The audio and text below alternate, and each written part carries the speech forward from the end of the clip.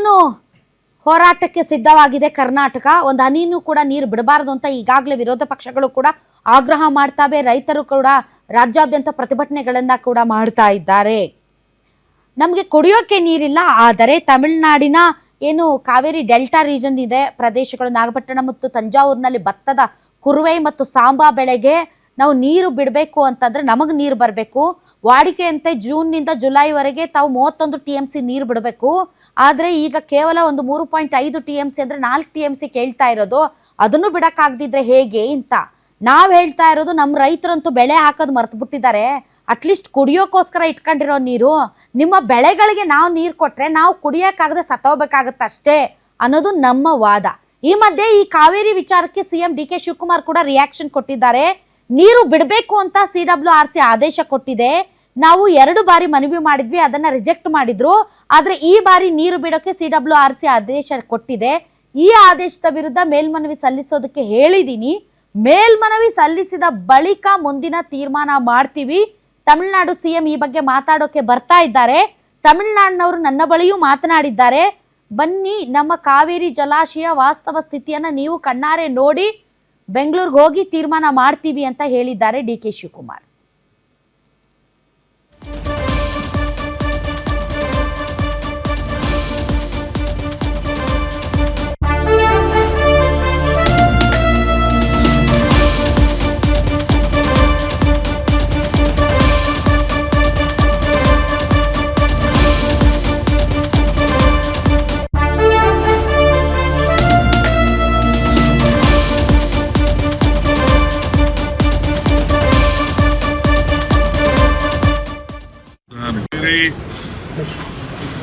ನೀರಾವರಿ ವಿಚಾರದಲ್ಲಿ ಏನು ನಿನ್ನೆ ಸ್ವಲ್ಪ ನೀರು ಬಿಡಬೇಕು ಅಂತೇಳಿ ಆದೇಶ ಕೊಟ್ಟಿದ್ದಾರೆ.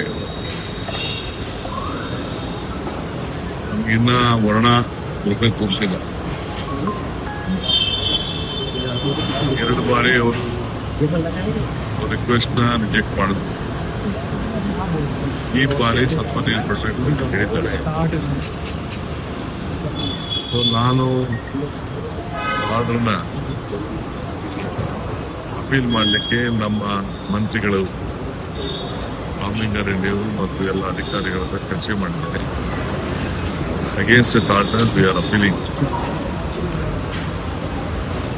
ಆಮೇಲೆ ನಾವು ತೀರ್ಮಾನ ಮಾಡ್ತೀವಿ. ಅದಾದ್ಮೇಲೆ ನಾನು ಅಪೋಸಿಷನ್ ಪಾರ್ಟಿ ಲೀಡರ್ಸ್ ಕೂಡ ನಾನು ಬೆಂಗಳೂರು ಹೋದ್ಮೇಲೆ ಮಾತಾಡಿ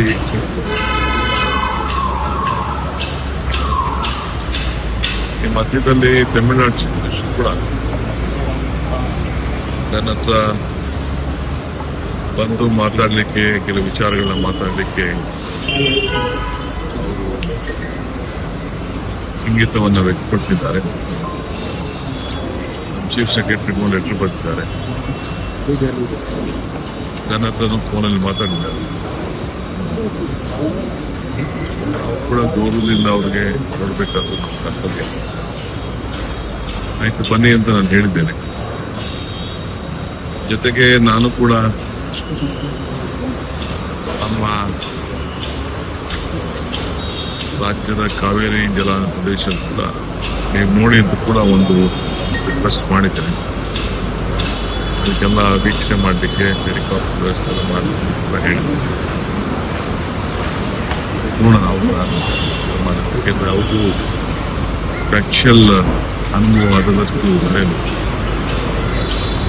ಆ ದೃಷ್ಟಿಯಿಂದ ಇದೊಂದು ಮಹತ್ವದಂತ ನಿರ್ಣಯ, ಸೌಹಾರ್ದದ ನಿರ್ಣಯ, ಅಭಿಪ್ರಾಯಗಳು, ವಿಚಾರ ಐತೆ ಅಂತ ನನಗಿನ ಅರ್ಥ ಆಗಿಲ್ಲ.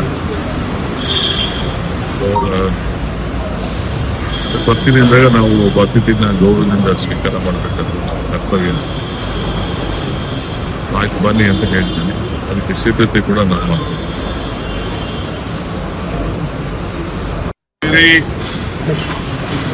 ನೀರಾವರಿ ಎಸ್ DK ಶಿವಕುಮಾರ್ ಅವರು ಹೇಳ್ತಾ ಇರೋದು. ತಮಿಳುನಾಡು ಮುಖ್ಯಮಂತ್ರಿ ವಿಜಯ್ ಜೋಸೆಫ್ ಕೂಡ ಸರ್ಕಾರದ ಮುಖ್ಯ ಕಾರ್ಯದರ್ಶಿಗಳನ್ನು ಕೂಡ ಕಾಂಟ್ಯಾಕ್ಟ್ ಮಾಡಿದ್ದಾರೆ ಮತ್ತು ನಮ್ಮನ್ನು ಕೂಡ ಕಾಂಟ್ಯಾಕ್ಟ್ ಮಾಡಿದ್ದಾರೆ.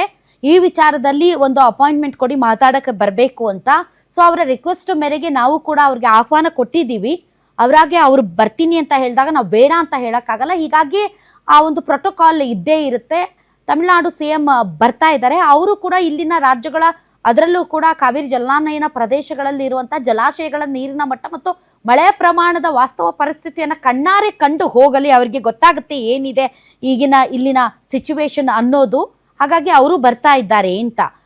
ಈ ಹಿಂದೆ ರವಿ ಗಾಣಿಗ ಅವರು ಹೇಳ್ತಾ ಇದ್ರು, ನೋಡಿ ಈಗ ತೆಲುಗು ಗಂಗಾ ಪ್ರಾಜೆಕ್ಟ್ ಅಲ್ಲಿ ಯಾವ ರೀತಿ NTR ಮತ್ತು MGR ಚೆನ್ನೈ ಪ್ರದೇಶಕ್ಕೆ ಭೀಕರವಾದಂತಹ ಕುಡಿಯುವ ನೀರಿಗೂ ಕೂಡ ದೊಡ್ಡ ಸಮಸ್ಯೆ ಎದುರಾದಂತಹ ಸಂದರ್ಭದಲ್ಲಿ MGR ಮತ್ತು NTR ಅವರು ಒಂದು ತೆಲುಗು ಗಂಗಾ ಪ್ರಾಜೆಕ್ಟ್ಗೆ ಸಹಿ ಹಾಕಿ ರಾಯಲಸೀಮಾಗೆ ನೀರು ಬಿಡೋದು ಮತ್ತು ತಮಿಳುನಾಡು ಹಣಕಾಸು ನೆರವನ್ನ ಕೊಡೋದು, ಈ ರೀತಿಯಾದಂತಹ ಅಮಿಕಬಲ್ ಆಗಿ ಒಂದು ಸೆಟಲ್ಮೆಂಟ್ ಮಾಡ್ಕೊಂಡು ಒಂದು ಪ್ರಾಜೆಕ್ಟ್ ಮಾಡಿದ್ರು.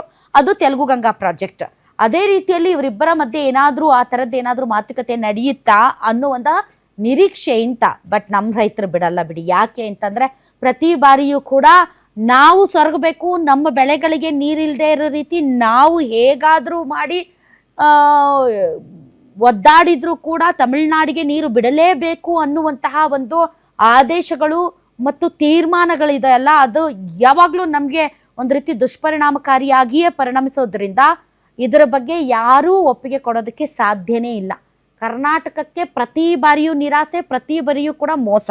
ಇಂತಹ ಸಂದರ್ಭದಲ್ಲಿ ಸಂಕಷ್ಟ ಸೂತ್ರಕ್ಕೆ ಸಂಬಂಧಪಟ್ಟಂತೆ ಯಾವುದಾದ್ರೂ ವೈಜ್ಞಾನಿಕವಾದ ಅಥವಾ ಇಂತಿಷ್ಟೇ ಅನ್ನುವಂತಹ ಮಾಪನಗಳು ಇಲ್ಲದೇ ಇರೋದ್ರಿಂದ, ತಮಿಳುನಾಡು ತನಗೆ ಬೇಕಾಗಿರುವಂತಹ ಸೂತ್ರವನ್ನೇ ತಾನು ಹೇಳೋದ್ರಿಂದ, ಕರ್ನಾಟಕ ತನಗೆ ಬೇಕಾಗಿರೋ ಸೂತ್ರವನ್ನೇ ತಾನು ಹೇಳೋದ್ರಿಂದ, ಮತ್ತು ಸುಪ್ರೀಂ ಕೋರ್ಟ್ ಆಗಲಿ ಅಥವಾ ಪ್ರಾಧಿಕಾರಗಳಾಗಲಿ ಸಂಕಷ್ಟ ಸೂತ್ರದ ಸರಿಯಾದಂತಹ ಒಂದು ವ್ಯಾಖ್ಯಾನವನ್ನು ಕೊಡದೇ ಇರೋದ್ರಿಂದ ಪ್ರತಿ ಬಾರಿ ಬರಗಾಲದ ಸಂದರ್ಭದಲ್ಲಿ, ಪ್ರತಿ ಬಾರಿ ಈ ರೀತಿಯ ಕ್ಷಾಮದ ಸಂದರ್ಭದಲ್ಲಿ, ಸಂಕಷ್ಟದ ಸಂದರ್ಭದಲ್ಲಿ ಒದ್ದಾಟ, ಕಿತ್ತಾಟ, ರಾಜಕೀಯ ವಾದ ವಿವಾದ, ಸಂಘರ್ಷ, ಪ್ರತಿಭಟನೆಗಳು ಜಾಸ್ತಿ ಆಗುತ್ತೆ. ಹೀಗಾಗಿ ಇವರಿಬ್ಬರು ಕೂತು ಮಾತಾಡಿ ಸಮಸ್ಯೆ ಬಗೆಹರಿಸ್ತಾರೆ ಅಂತ ಅನ್ನೋದಕ್ಕೆ ಆಕ್ಚುವಲ್ ಆಗಿ ಯಾರಾದರೂ ಒಬ್ರು ಮಣಿಲೇಬೇಕು. ಈ ವಿಚಾರದಲ್ಲಿ ನಮ್ಮ ರೈತರು ಮಣ್ದು ಸಾಕಾಗಿದೆ. ಈಗ ನೋಡಿ, ಕುಡಿಯೋಕ್ಕೆ ನಮ್ಗೆ ನೀರಿಲ್ಲ, ಆದರೆ ಅವ್ರ ಬೆಳೆಗಳಿಗೆ ಬಿಡಬೇಕು ಅಂದರೆ ಡೆಫಿನೆಟ್ಲಿ ಯಾರಿಗೆ ಆಗಲಿ ಭಾಳ ಒಂದು ರೀತಿ ನಿರಾಸೆ ಆಗುತ್ತೆ. ಇವತ್ತು ರೈತರು ಕೂಡ ಅದೇ ವಿಚಾರಕ್ಕೆ ಸಂಬಂಧಪಟ್ಟಂತೆ ರಾಜ್ಯಾದ್ಯಂತ ಕೂಡ ಕಾವೇರಿ ವಿಚಾರದಲ್ಲಿ ಪ್ರತಿಭಟನೆಗಳು ನಡೆಯುತ್ತೆ. ಕಾವೇರಿ ದಕ್ಷಿಣ ಕರ್ನಾಟಕದಾಗಿರ್ಬೋದು ಅಥವಾ ಕೃಷ್ಣ, ಮಹದಾಯಿ ಅದು ಉತ್ತರ ಕರ್ನಾಟಕಕ್ಕೆ ಸೇರಿದ್ದಂತ ನೀವು ಹೇಳ್ಬೋದು. ಆದರೆ ಕಾವೇರಿ ವಿಚಾರ ಅಥವಾ ಕೃಷ್ಣ ವಿಚಾರ ಅಥವಾ ಮಹದಾಯಿ ವಿಚಾರ ಬಂದಾಗ ಇಡೀ ಕರ್ನಾಟಕ ಒಂದೇ. ಆ ನಿಟ್ಟಿನಲ್ಲಿ ಕರ್ನಾಟಕದಾದ್ಯಂತ ಪ್ರತಿಭಟನೆಗಳು ನಡೀತಾ ಇದೆ. ಆದರೆ ಸೈಲೆಂಟ್ ಆಗಿರೋರು ಮಾತ್ರ ನಮ್ಮ ಬೆಂಗಳೂರಿನ ಜನ. ನಮಗಂತೂ ಏನು, ಸುಮ್ಮನೆ ಹ್ಯಾಶ್ಟ್ಯಾಗ್ ಒತ್ಬಿಟ್ಟು ಟೈಪ್ ಮಾಡಿಬಿಟ್ಟು ಬೆಂಗಳೂರು ಸರಿ ಇಲ್ಲ, ಹ್ಯಾಶ್ಟ್ಯಾಗ್ ಬೆಂಗಳೂರು ರೈನ್ ಅಂತ ಕೊಟ್ಟಕ್ಕೆ ಬರುತ್ತೆ. ಆದರೆ ಇಂಥ ಸಂದರ್ಭದಲ್ಲಿ ವಾಯ್ಸ್ ರೇಸ್ ಮಾಡೋಕ್ಕೆ ಬರಲ್ಲ ನಮ್ಮ ಬೆಂಗಳೂರು ಜನಕ್ಕೆ. ಎಲ್ಲ ಹದವಾಗಿರಬೇಕು, ಆವಾಗ ಮಾತ್ರ ಕಂಪ್ಯೂಟರಲ್ಲಿ ಕೂತ್ಕೊಂಡು ಮಾತಾಡ್ತಾರೆ. ಬಟ್ ಇಂತಹ ಕ್ರೈಸಿಸ್ ಸಂದರ್ಭದಲ್ಲೂ ಕೂಡ ನಾವು ಕುಡಿಯುವ ಪ್ರತಿಯೊಂದು ಹನಿ ನೀರು ಕಾವೇರಿ ನೀರು. ಹೀಗಾಗಿ ಈ ಕಾವೇರಿಗಾಗಿ ಬರೀ ರೈತರು ಅಥವಾ ಕನ್ನಡ ಒಕ್ಕೂಟಗಳಲ್ಲ ಪ್ರತಿಭಟನೆ ಮಾಡೋದು. ನಾವು ಕೂಡ ನಮ್ಮ ಧ್ವನಿಯನ್ನು ನಮ್ಮ ಸರ್ಕಾರದ ಪರವಾಗಿ ಎತ್ತಬೇಕು. ನೋಡೋಣ ಏನು ಮಾಡ್ತಾರೆ ಅಂತ.